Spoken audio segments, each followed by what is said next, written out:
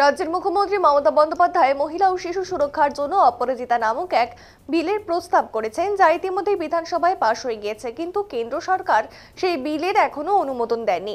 সেই কারণে অবিলম্বে সেই বিলটিকে আইন করতে কেন্দ্র সরকারের পদক্ষেপ গ্রহণ করার দাবি জানানো হয়েছে। অবিলম্বে সেই বিলটিকে আইনে পরিণত করতে কেন্দ্রের হস্তক্ষেপের দাবিতে রাজ্য মহিলা তৃণমূল কংগ্রেসের তরফে বিক্ষোভের ডাক দেওয়া হয়েছে।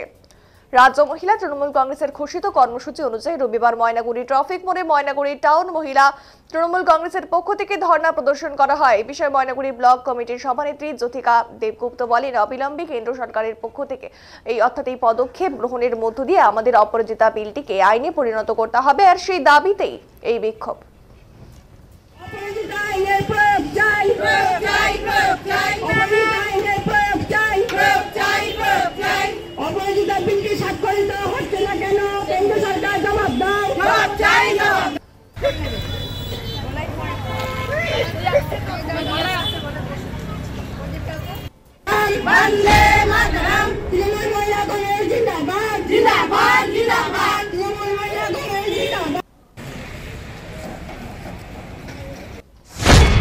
বললাম যে আজকে কি কারণে আপনাদের এই ধর্ণা?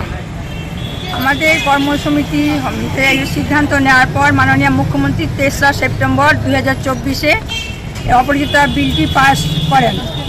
কিন্তু আমাদের তারপরে এতদিন হয়ে গেল, পাস হওয়ার পরেও রাষ্ট্রপতি সই করছেন না, কেন্দ্রীয় সরকার কোনো পদক্ষেপ নিচ্ছেন না। আমাদের মহিলা তৃণমূল কংগ্রেসের দাবি অতি সত্বর কেন্দ্রীয় সরকারকে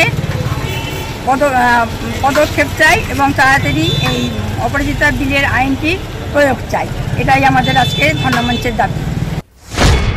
বললাম যে আজকে